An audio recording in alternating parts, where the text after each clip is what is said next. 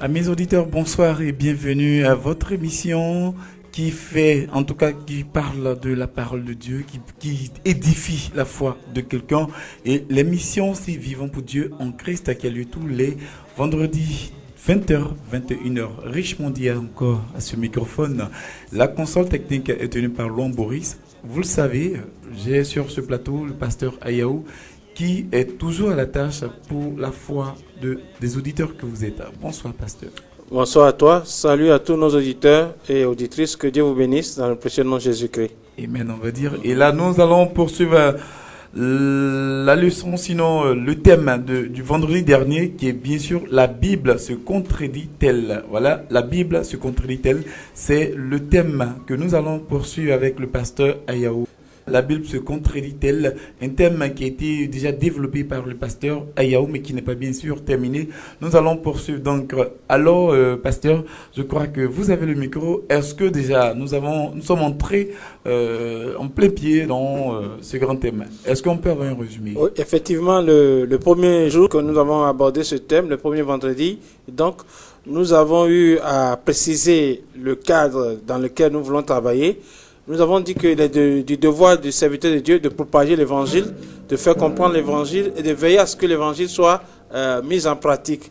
Mais aussi, il est du devoir du serviteur de Dieu, comme nous le rappelle le livre de Tite 1, versets 9 à 11, il est donc du devoir du serviteur de Dieu de réfuter les contradicteurs. L'apôtre Paul dit des contradicteurs à qui il faut fermer la bouche.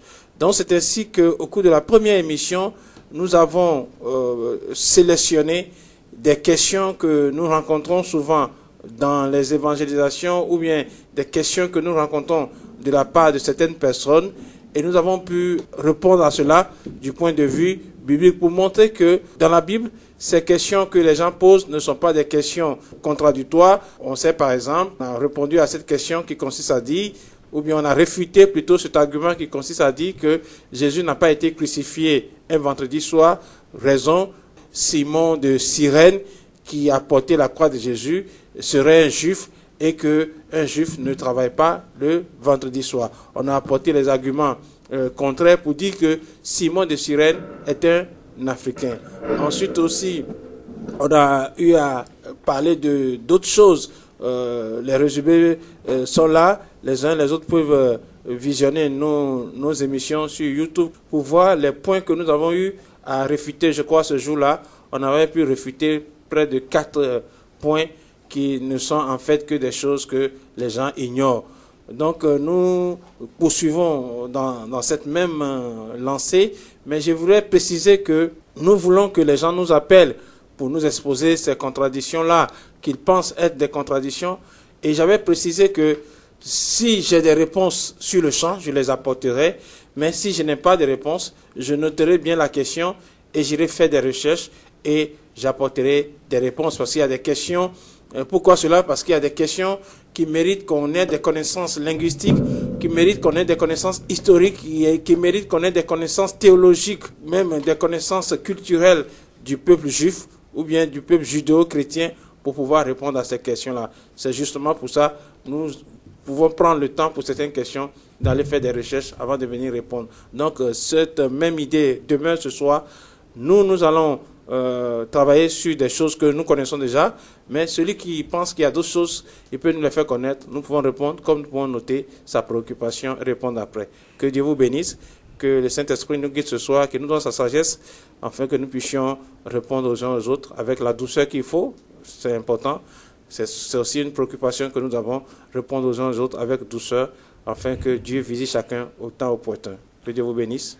Amen, on va dire, et voilà qui est très bien dit. Fidèle auditeur, vous avez la possibilité d'appeler au 04 84 15 01 ou 60 09 75 51 pour toute préoccupation. Voilà, le pasteur Ayaou se fera fort de vous répondre et même vous donner des références bibliques comme il en a l'habitude, avec des preuves à l'appui, en tout cas avec le pasteur, c'est toujours comme ça.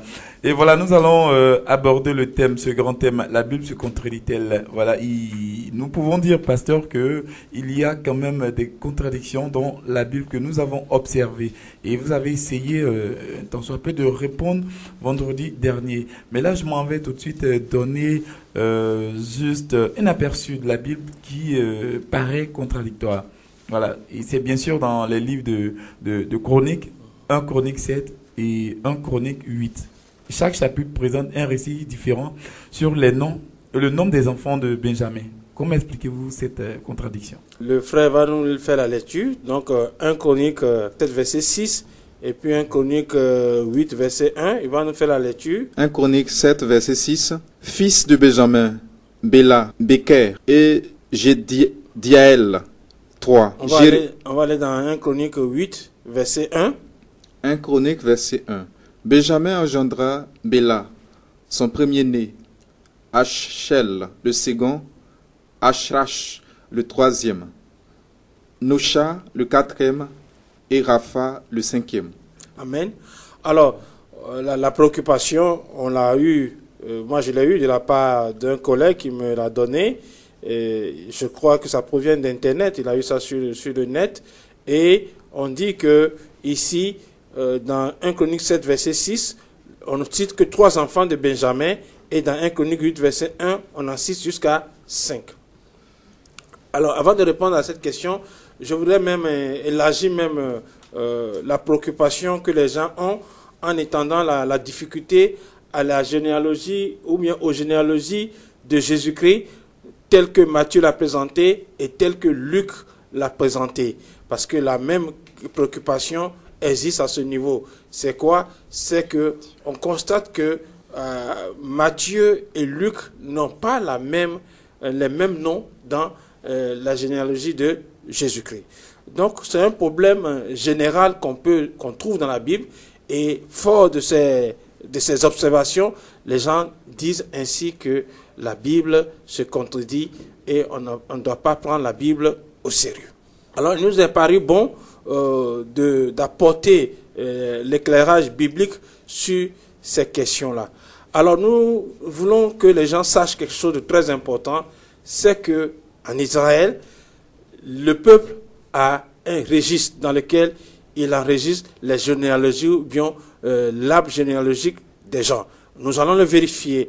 Nous allons prendre 2 Chroniques 12 verset 15 pour dire qu'il y a un registre. Suivez bien notre argument, il y a un registre dans lequel les familles sont enregistrées. 2 Chroniques 12 verset 15. 2 Chroniques 12 verset 15.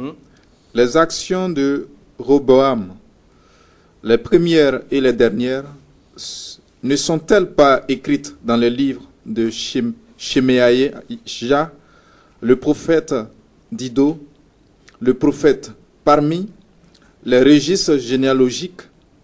Il y eut toujours guerre entre Roboam et Jéroboam. Alors, ce chapitre nous dit qu'il y a des registres généalogiques. On va vérifier la même chose dans Néhémie 7, verset 5. Néhémie 7, 5. Mon Dieu me mit à cœur d'assembler les grands, les magistrats et le peuple, pour en faire le démembrement. Je trouvai un registre généalogique de ceux qui étaient montés les premiers, et j'y vis écrit ce qui suit. Amen. Alors nous voyons ici que Néhémie cite un registre généalogique qu'il a déjà trouvé en place. On peut vérifier encore cela dans Ésaïe 30, verset 8. Nous n'en avons pas lu, si le temps le permet. Ésaïe 30, verset 8, et puis Ézéchiel 13, verset 9. Ésaïe 38.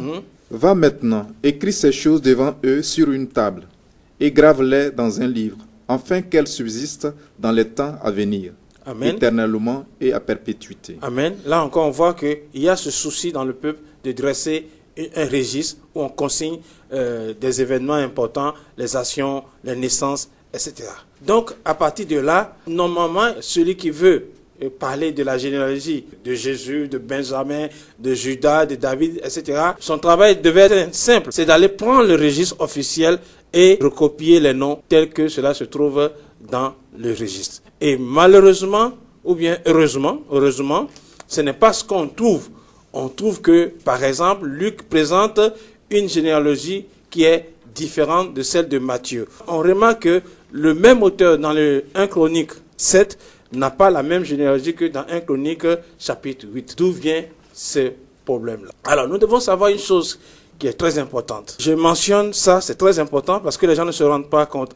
Lorsque quelqu'un écrit un livre, il écrit un livre pour apporter une réponse. Il écrit un livre dans un but donné. Il écrit un livre pour signifier quelque chose. Donc, quand on écrit, on a un but en écrivant. On n'écrit pas au hasard. On n'écrit pas pour répondre de tout le monde. On écrit pour répondre à une question qu'on a soi-même pour les uns et les autres. Donc, ceux qui écrivent en proposant ces généalogies abrégées, ils avaient des buts. Et quels sont ces buts-là? Il y a divers buts. Le premier but que nous pouvons noter lorsque les gens proposent des généalogies qui ne se ressemblent pas, d'abord, il y a ce fait que les gens ont le souci de privilégier une lignée généalogique par rapport à une autre. Qu'est-ce que ça veut dire? Il faut qu'on explique. Ça veut dire que vous prenez un homme qui a plusieurs enfants. Et à partir de ce moment-là, si on veut tracer l'arbre généalogique de cet homme-là, on peut se focaliser sur une branche généalogique. Ça, c'est une manière de faire du peuple juif. Par exemple, lorsque vous prenez les enfants, les 12 tribus, on va mettre un accent sur la généalogie de Judas par rapport à d'autres généalogies. Pourquoi? Parce que la branche de Judas, c'est la branche qui a reçu la plus grande promesse, celle de voir le Messie sorti de ses seins. Donc, on va mettre un accent sur la généalogie de cette branche-là en passant par David, Salmon, etc. Et ça, c'est la démarche que, par exemple, Matthieu a eue. Matthieu a eu le souci de montrer que Jésus-Christ est issu de David, prouvant ainsi l'accomplissement des promesses de Dieu envers David, comme quoi David ne manquera pas de descendants sur le trône. Donc, il y a ce souci-là de privilégier, comme je dis, lignée généalogique dans le but de prouver un événement spirituel qui s'accomplit ou bien qui s'est accompli dans la famille. On va retrouver la même manière de faire dans le livre d'Esdras, parce que je prends le problème d'une manière générale pour répondre aux uns aux autres. Vous prenez quelqu'un comme Esdras. Esdras, quand il va mentionner sa généalogie, il ne mentionnera que fils de Tchadok et fils de Phiné. Mais en fait, Tchadok et Phiné, ce sont deux grands hommes dans la Bible. Mais ils ne sont pas les parents directs d'Esdras. Mais ce sont des parents éloignés. Mais on les cite, ces deux-là, rien que pour mentionner que cet homme-là est issu d'une famille qui a reçu une promesse de sacerdoce perpétuel pour le peuple juif. D'accord? Donc, il y a ce souci-là de prouver, c'est très important, de prouver que Dieu a accompli ses promesses au niveau de ce peuple-là. Matthieu, on l'a dit, a voulu prouver que Christ est issu de David, mais Luc avait le souci de prouver que Jésus-Christ est pour l'humanité tout entière. Donc, Luc va faire remonter sa généalogie jusqu'à Adam. Et arrivé au niveau de David, au lieu de passer par Salmon, il va passer par Nathan, qui est un autre fils de David. Donc, Luc a fait exprès de choisir non pas la branche de Salmon, mais de choisir la branche de Nathan. Nathan et Salmon sont des fils de David. D'accord? Donc, il y a une volonté spirituelle, il y a une volonté manifeste que les gens ont de pouvoir privilégier telle branche par rapport à telle branche au vu du but qu'ils veulent atteindre. Et dans ces conditions, on ne peut pas retrouver les mêmes noms. C'est évident. Si je suis obligé de poursuivre la généalogie de David en passant par Salmon et poursuivre la généalogie de David en passant par Nathan, je ne peux plus avoir les mêmes noms ni les mêmes noms dans les généalogies. Voilà une explication importante que les gens ne doivent pas ignorer. Oui, pasteur, avant de poursuivre, la question est d'autant plus importante et inquiétante lorsqu'on revient à Matthieu et Luc, comme vous l'expliquiez tout à l'heure. Et là, ça m'emmène, je m'en vais vous demander tout de suite, est-ce que la Bible est seulement une appréhension des hommes de la Bible, une appréhension des hommes anciens qui ont écrit la Bible? Est-ce que c'est comme cela qu'on doit percevoir la Bible, comme des écrits personnels de quelqu'un qui a voulu marquer son temps? Non, j'ai bien dit, il faut noter, j'ai bien dit que celui qui choisit d'écrire dans un sens, il veut atteindre un but, mais tout en restant dans l'esprit. C'est important, tout en restant dans la pensée de Dieu. Est-ce que vous voyez, la question que vous posez, elle est intéressante. Parce que il faut savoir qu'en Israël, il existe des littératures qui ne rentrent pas dans le canon biblique. Pourquoi? Parce qu'on estime, quand les grands rabbins se réunissent pour choisir les textes, et on estime que ces écrits sont bien pour édifier le peuple, mais ces écrits ne rentrent pas dans la pensée de Dieu, dans le canon biblique. Parce qu'un écrit, il faut qu'il soit fait dans l'esprit, selon l'esprit de Dieu. Je vous donne un exemple. Vous notez un détail banal dans la Bible, peut-être qu'on va en parler ce soir. Lorsque Abraham partait sacrifier son fils Isaac, Abraham avait dit à son fils, Dieu se pourvoira lui-même de l'agneau du sacrifice. Et quelque temps après, ce n'est plus un agneau qu'on obtient, c'est un bélier. Alors, on pouvait à ce moment précis dire qu'il y a une contradiction entre quelqu'un qui parle d'agneau et qui reçoit un bélier. On n'a qu'à faire un petit effort pour dire, bon, on s'attend, on ne fasse bélier, on met agneau, mais on conserve agneau et bélier. Et en conservant ainsi, on est dans une pensée prophétique parce que l'agneau, c'est l'image de Jésus-Christ. Donc, on gardera cette pensée. Le commun des mortels va croire que c'est contradictoire. Mais celui qui a des assises spirituelles, celui qui a une connaissance spirituelle, c'est ce que ça veut dire et c'est que ce n'est pas contradictoire. Donc, les gens écrivent, mais ils ont reçu d'abord une pensée de Dieu. Matthieu sûrement a reçu la pensée d'écrire pour le peuple juif, pour montrer que Jésus-Christ est le fils de David. Mais Luc aussi a reçu cette pensée-là d'écrire que Jésus-Christ est pour l'humanité tout entière. Souvent, on fait cette reproche-là à la parole de Dieu. On dit Jésus n'a été envoyé qu'aux brebis perdues de la maison d'Israël. Voilà encore une preuve que dès les premiers instants de l'Église, les gens étaient convaincus que Jésus-Christ était pour l'humanité tout entière. La preuve, l'évangile de Luc, la preuve, la généalogie de Luc. D'accord? Donc, les gens n'écrivent pas au hasard, mais les gens écrivent dans la pensée de Dieu. Là encore, ça me permet de dire aux uns aux autres que dans notre marche chrétienne, ce qui est important, c'est ce qui est de Dieu qui est accompli dans notre vie. Et vous voyez que les gens choisissent les noms par rapport à ce qui est important et qui est de Dieu accompli dans la vie de ces hommes-là. Ils peuvent l'utiliser pour justifier la promesse de Dieu. Ils peuvent l'utiliser pour justifier l'accomplissement des promesses de Dieu dans leur vie. Ils peuvent l'utiliser pour justifier des doctrines. Voyez-vous, si vous ne pouvez pas utiliser les noms ou bien la généalogie pour justifier des doctrines, vous n'avez pas vraiment atteint le but qu'il faut.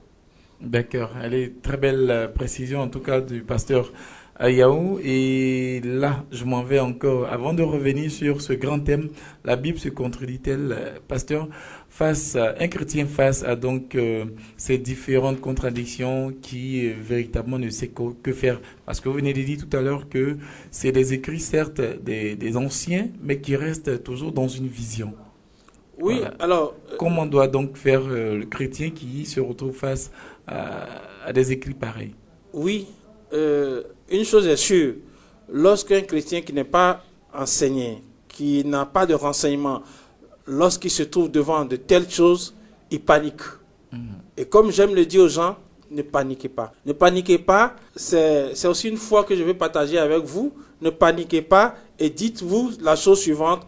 Dieu qui a permis que la Bible soit écrite ne permettra pas qu'il y ait des choses contradictoires dans la parole de Dieu. Moi, ma méthode a été toujours parce que je savais qu'il y avait des choses cachées à travers cette contradiction-là, mais ma méthode a été toujours de prier le Seigneur, de dire, Seigneur, qu'est-ce que tu caches derrière cette contradiction-là? Parce qu'il y a de véritables richesses spirituelles qui sont cachées derrière ces choses-là.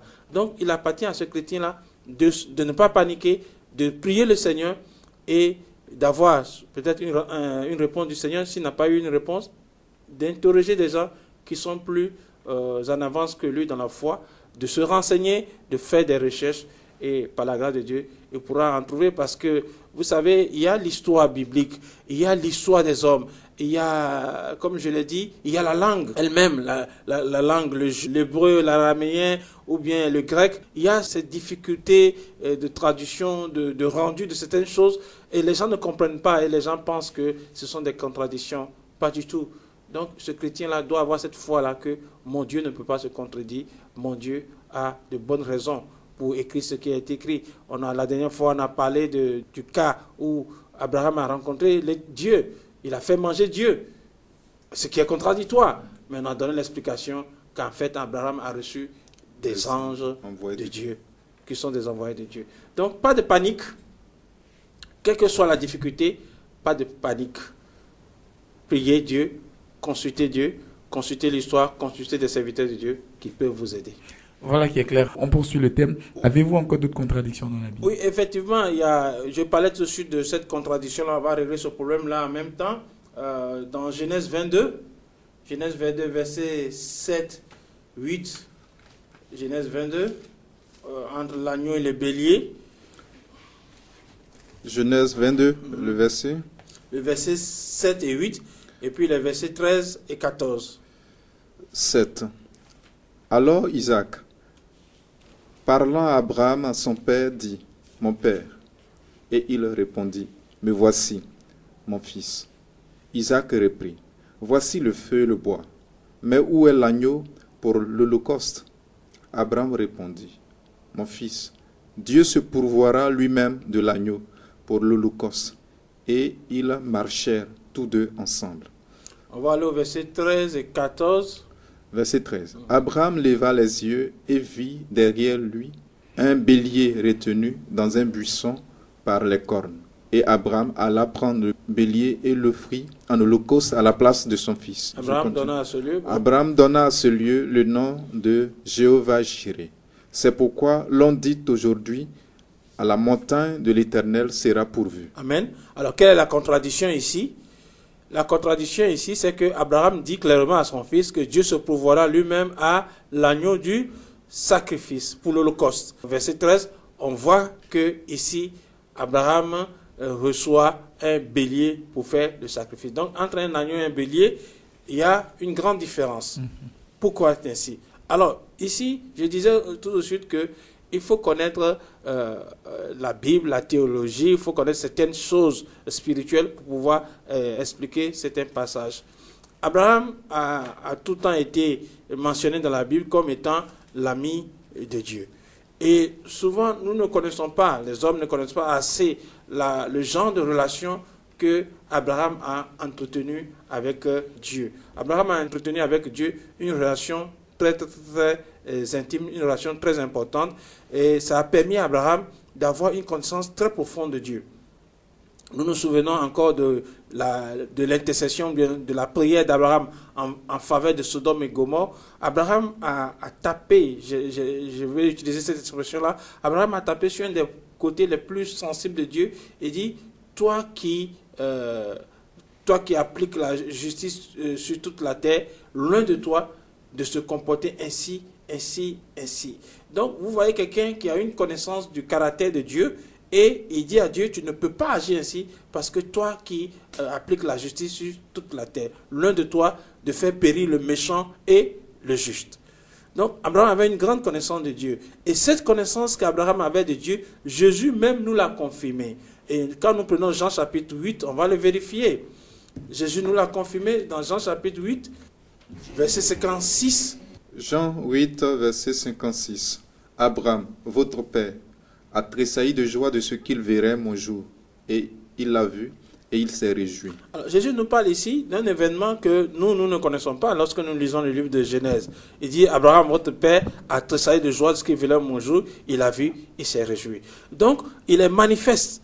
Il est évident que dans leur relation, Dieu a parlé de Jésus à Abraham. Et dans cette révélation que Abraham a pu avoir de Jésus-Christ, il a vu sûrement que l'agneau du sacrifice, c'est Dieu qui se pourvoira de son agneau pour le sacrifice, et sacrifice qui sera manifesté en son temps. Parce que Jésus a dit, Abraham a voulu voir mon jour, il a vu sûrement une vision anticipative du jour de Jésus-Christ. Abraham l'a vu et il s'est réjoui.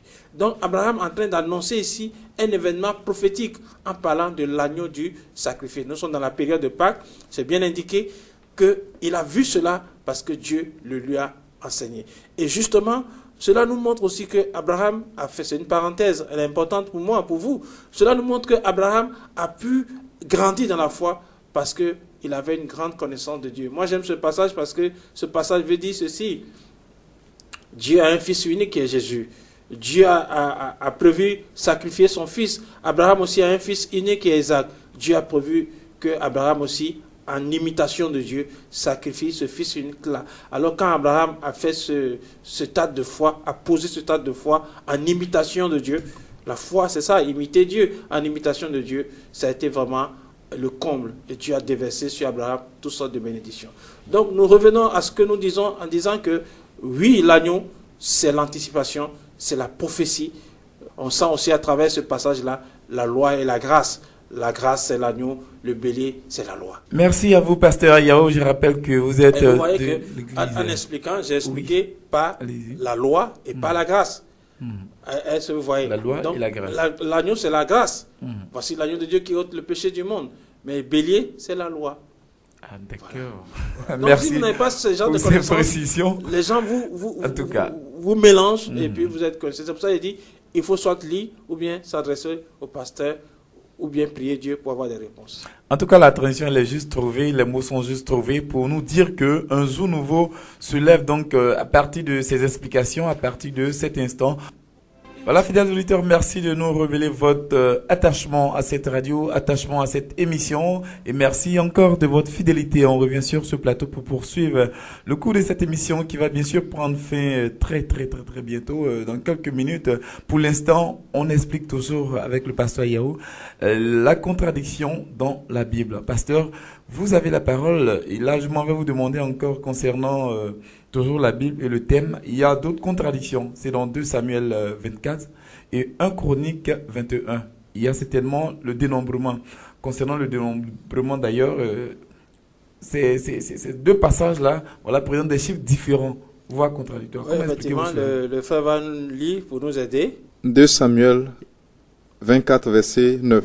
Joab remit au roi le rôle de démembrement du peuple. Il y avait en Israël 800 000 hommes de guerre tirant l'épée, et en Juda 500 000 hommes.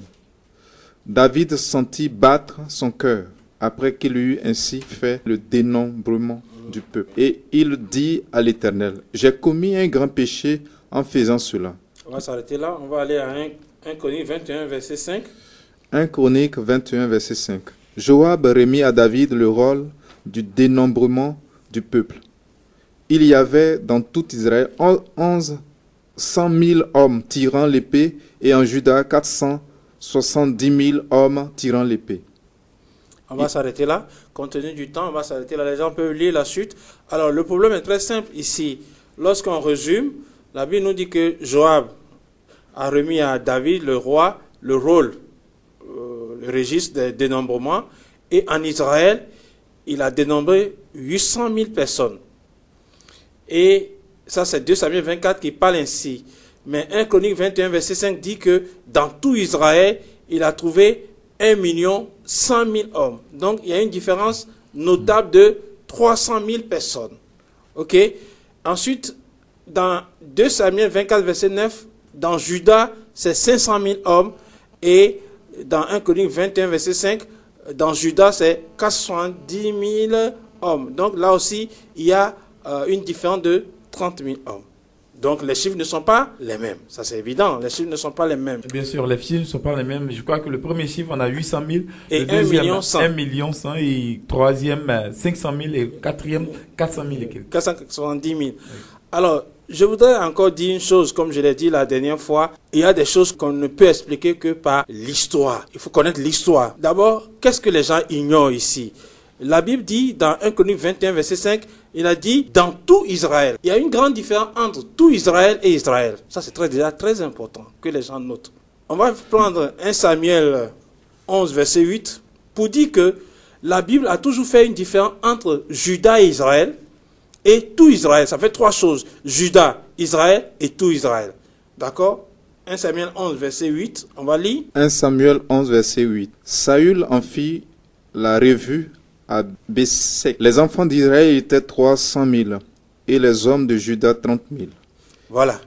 D'accord? Donc ici, on a, merci Seigneur, on a ici quelque chose de très précis, que on a Juda à part et on a Israël à part. Et ça, il faut que les gens sachent. Israël, c'était, maintenant le tout Israël est constitué à la fois de Juda et d'Israël. Donc quand 1 Chronique 21 dit, dans tout Israël, il y a 1 100 000, mes amis, il tient compte à ce moment-là d'Israël et de Juda réunis. Ça, c'est déjà très important. Donc, celui qui compte Israël seul, il ne trouve que 800 000.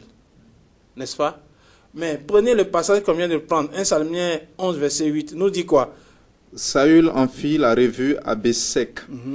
Les enfants d'Israël étaient 300 000 et les hommes de Juda 30 000. 30 000. Justement, curieusement, ce sont ces chiffres-là qui manquent entre les 800 000 et les 1 100 000, entre les 500 000 et les 470 000 dont on parle. Ça, c'est une explication. On peut en avoir d'autres, mais ça, c'est déjà une explication. Ça veut dire quoi? Ça veut dire que le peuple a des... Nous parlions tout de suite de registres. Le peuple a des registres. Saül, c'est tout juste le roi avant David. David a succédé à Saül. D'accord? Donc, il était très important que les gens fassent cette différence-là. C'est comme si on disait dans tout Israël, c'est dans toute la Côte d'Ivoire. D'accord? Mais on peut dire en Israël, mais c'est sur une partie du grand territoire qui est tout Israël. Il faut que les gens connaissent cette note historique. Et la Bible a toujours fait la différence entre Israël, Juda et tout Israël. J'envoie les gens à faire des recherches là-dessus. On parle du royaume du Nord, du Sud, etc., etc. Donc, nous pouvons expliquer ces différences-là par cela. Lorsqu'on compte Israël, qu'on compte tout Israël, il y a quand même quelque chose qui manque.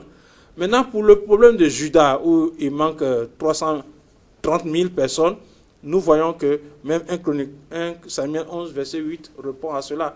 Vous savez, il y a quelque chose que les gens ne comprennent pas dans la littérature juive. Il y a des moments où, dans la littérature de la Bible, il y a des versets qu'on écrit en une phrase comme ça, et plus loin, on explique. Même vous prenez la Genèse, quand on parle de la création du monde, on va vous dire, Dieu créa le ciel, la terre, et on s'arrête là. Mais dans un chapitre plus loin, on va aller un peu en développant les choses là. C'est comme ça aussi que leur littérature est. Il y a des choses qu'on dit comme ça dans un chapitre, mais c'est dans d'autres chapitres qu'on les développe. C'est bien explicité. Voilà, j'aime bien ce mot, que les choses sont explicitées, expliquées plus clairement.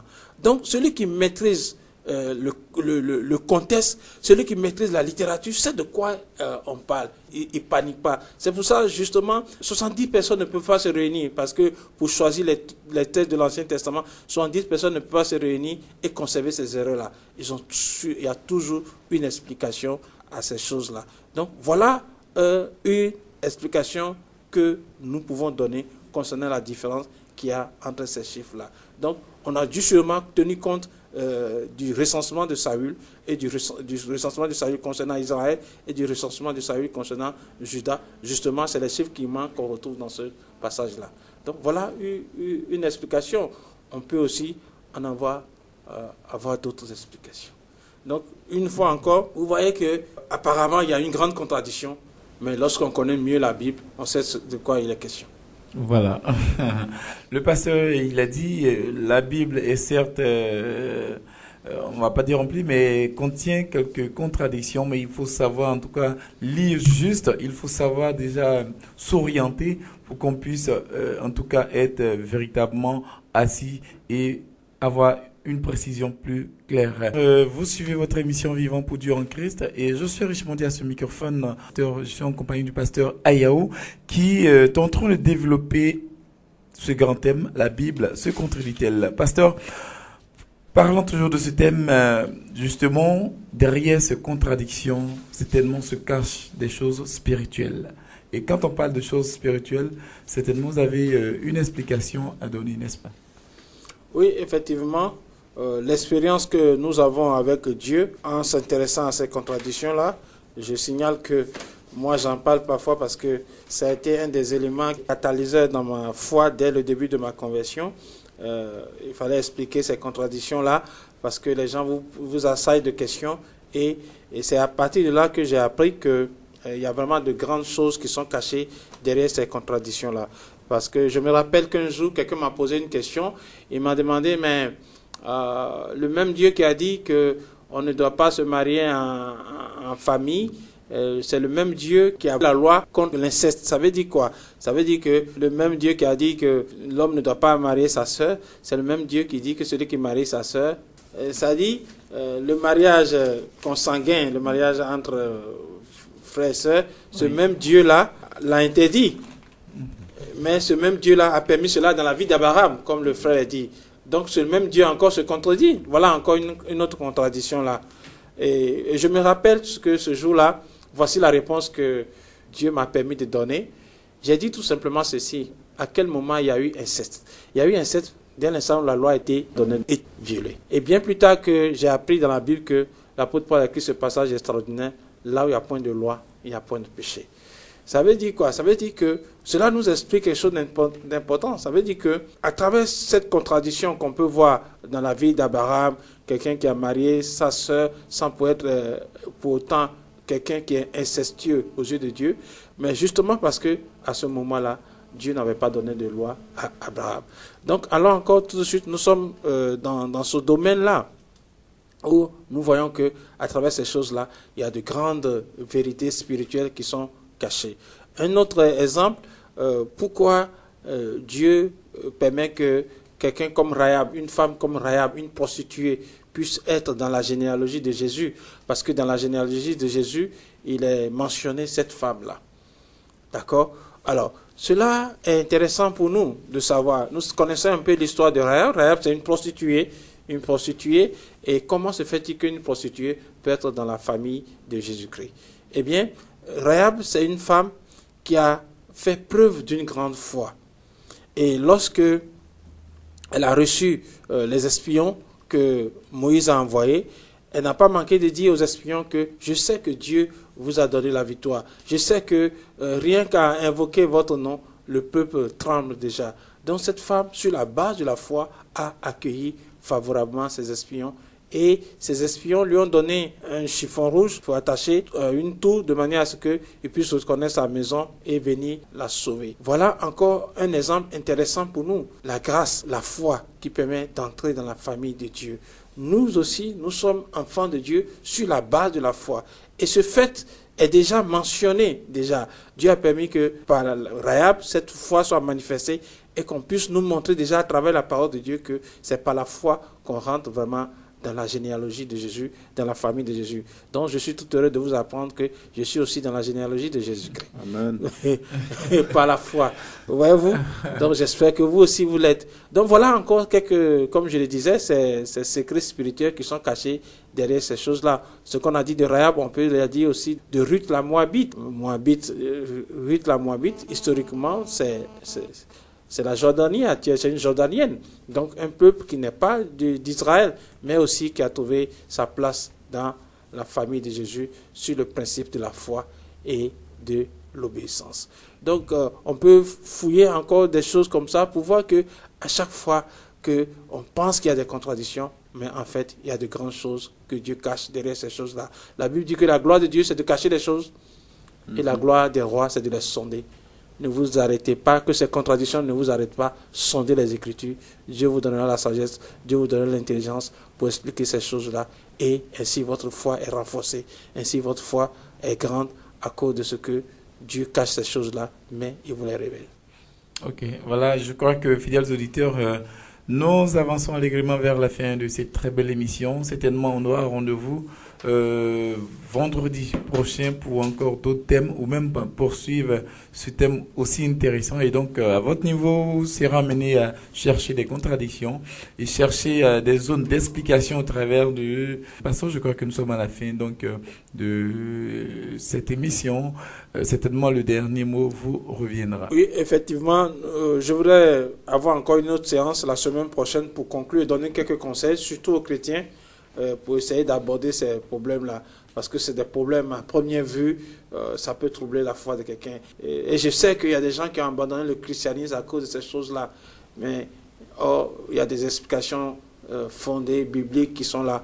Il suffit que vous soyez guidés comme il faut. Donc j'aimerais donner quelques conseils aux uns aux autres. Aussi donner quelques conseils à des gens qui prennent plaisir à dire ces choses-là. Parce que finalement, quand on les voit parler, quand on les entend parler, on se rend compte en fait qu'ils ne font qu'étaler leur ignorance des choses de Dieu.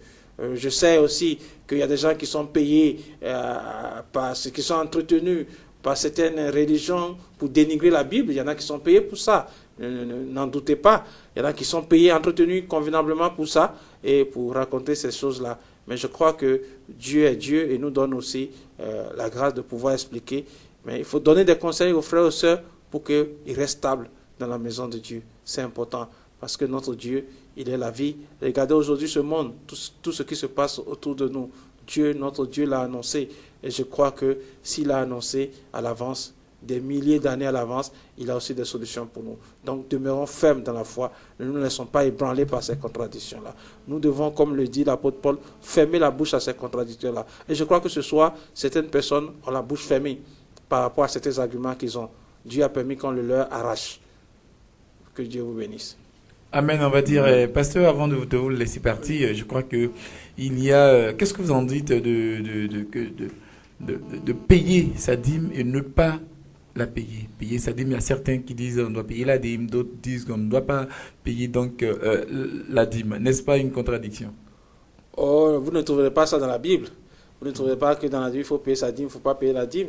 Le problème de la dîme, c'est un problème entre la loi et puis, c'est le problème de la loi et puis de la grâce. La dîme a été instituée, bien sûr, dans un contexte bien particulier, celui de la loi, mais nous sommes dans la grâce. Qu'est-ce qu'il faut faire, qu'est-ce qu'il ne faut pas faire, ça c'est un autre débat. Mais nous savons que dans le Nouveau Testament, les gens de l'Église primitive n'ont pas enseigné la dîme aux gens. Nous savons qu'ils ont enseigné aux gens la libéralité. Ils n'ont pas indiqué de chiffre de pourcentage aux gens. Parce que quoi? Parce que ils ont en vue la perfection. Et la perfection que nous avons en Christ, nous ne la proclamons pas seulement du bout des lèvres, nous devons vivre cette perfection-là. Donc, ils ont en vue la perfection, et par cette perfection, ils ont amené les gens à aller plus loin que la dîme. Bien sûr, aujourd'hui, on se dit, bon, quand on prêche la dîme, on est plus ou moins assuré d'un revenu stable au sein de l'Église, mais en aucun moment on apporte une véritable bénédiction aux chrétiens. Moi, je veux qu'on me donne la preuve d'un chrétien enrichi véritablement par la dîme. J'aimerais savoir, mais je crois que le chrétien est plus enrichi par la libéralité que par la dîme. Merci. Alors la libéralité aussi ne veut pas dire libertinage. Et ça, j'insiste là-dessus parce que les chrétiens, ils aiment prendre des raccourcis. Moi, je n'ai pas dit de prendre des raccourcis. J'ai dit nous sommes en Christ. Nous avons la perfection de Christ et la perfection de Christ est notre objectif spirituel. Donc, nous n'avons pas à faire moins que ce qu'il nous faut et prétendre que nous sommes dans la liberté. Être libre n'est pas faire du libertinage. C'est important. Peut-être on en parlera mieux un jour parce que les chrétiens aiment des raccourcis. Moi, je n'ai pas enseigné des raccourcis aux gens. Parce que moi, je ne prends pas de raccourcis. D'accord. Merci infiniment à vous, pasteur Ayaou.